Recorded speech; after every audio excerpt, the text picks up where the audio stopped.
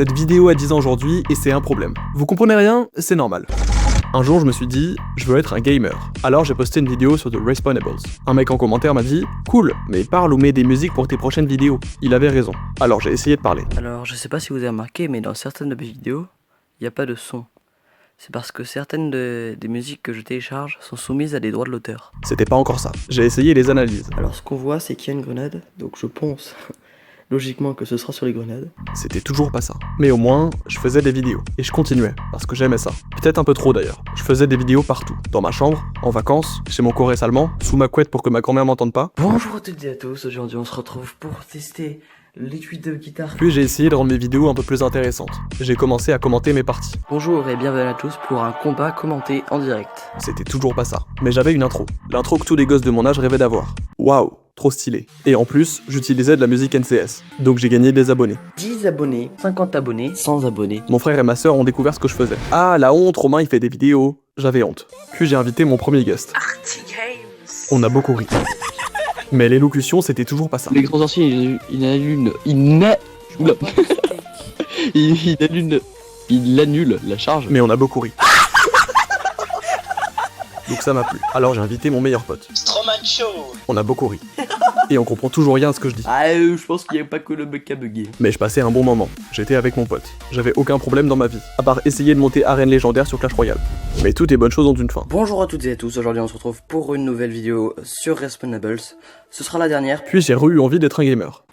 J'ai joué à Last Day on Earth, un jeu de survie rempli de zombies.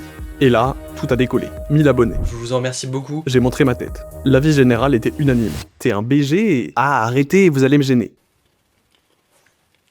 Bref, du coup les amis, Pas besoin, je suis déjà gêné. Comme j'étais trop BG, des milliers de personnes ont commencé à regarder mes vidéos. Et surtout, j'avais des dizaines de personnes qui revenaient, à chaque vidéo, toujours les mêmes. Et j'y ai pris goût. Alors je me suis mis à fond dedans. J'ai appris le montage, j'ai trouvé un Media Maker, j'ai trouvé un logo. J'ai progressé en élocution. bonjour à toutes et à tous, on se retrouve pour une nouvelle vidéo sur Last Day on Earth. Je voulais être le premier à parler des nouveautés. J'ai amplifié quelques titres, j'ai fait des feats avec des stars. Et aujourd'hui les amis, on n'est pas tout seul, on est avec... Tout se vibe, bonsoir. Enfin, des gens que je considérais comme des stars. Et j'ai même joué dans un film. Salut, je suis... J'en ai rien à foutre de qui tu es, si t'es là, c'est que Sackboy t'a forcé. Enfin, une vidéo que je considérais comme un film. Mais plus ça marchait, plus je faisais tout ça en secret. Je voulais pas que mes potes découvrent. Ça aurait été la honte. Ils ont découvert, j'ai eu honte. Et puis finalement, je me suis lassé du jeu. J'ai arrêté Last Day on Earth. Puis j'ai eu une idée.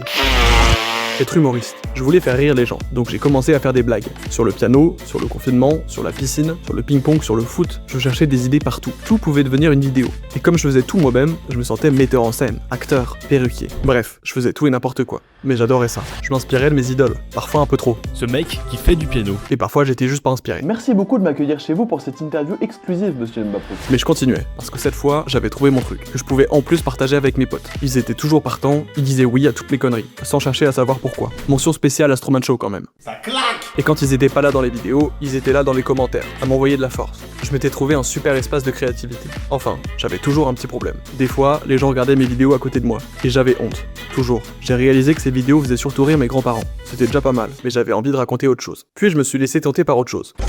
Être storyteller. J'ai commencé à raconter des histoires. Sur la musique, sur le sport. J'ai appris à écrire, à me documenter, à mieux monter. J'ai appris que David Guetta aimait pas trop qu'on utilise sa musique gratuitement et qu'un micro ça se mettait dans le bon sens. Entre temps, j'ai fait une école d'ingé. J'ai suivi des cours de transition énergétique et d'environnement. Et là, j'ai compris un truc.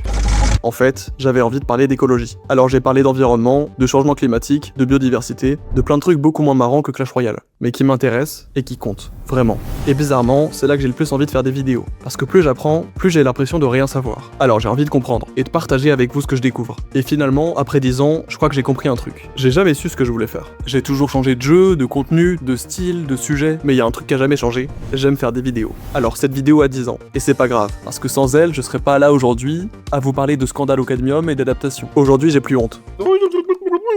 Enfin, un peu. Mais mes potes sont toujours là pour me suivre dans mes conneries. Et ça a pas changé non plus. Allez, à plus.